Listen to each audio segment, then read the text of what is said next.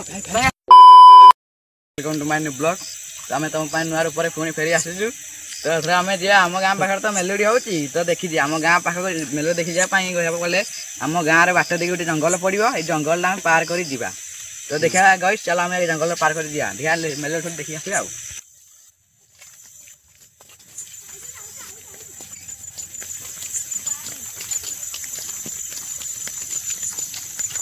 तो गाइस देखि पारथबे कि आमे जंगल बाटरे जीवु मेलोडी देखी देखा आगु कोन घटुची।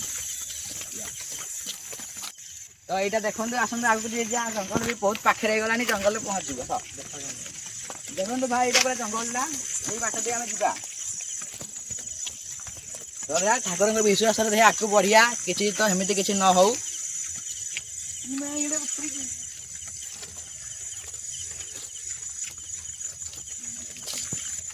गाइस के देखि पारथबे भाई ठीक एटा देखो बोल भाई भाई देखो लाडी मारो भाई लाडी मारो भाईटा कोना मैं देख छोड़ी के भाई देखो देखो कोना भाई देखो रा देखले पळेबा भाई सोई भाईटा सोई आसा पळे आस भाई भाई आसा पळे आस मुंडो भाई कटा मुंडो भाई भाई कटा मुंडो पूरा भाई कटा मुंडो आसा रे भाई आसा भाई भाई भाई भाई भाई भाई आसा पळे आस भाई आसा भाई भाई भाई भाई भाई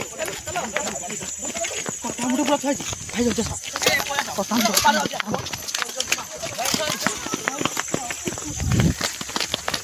कटा पूरा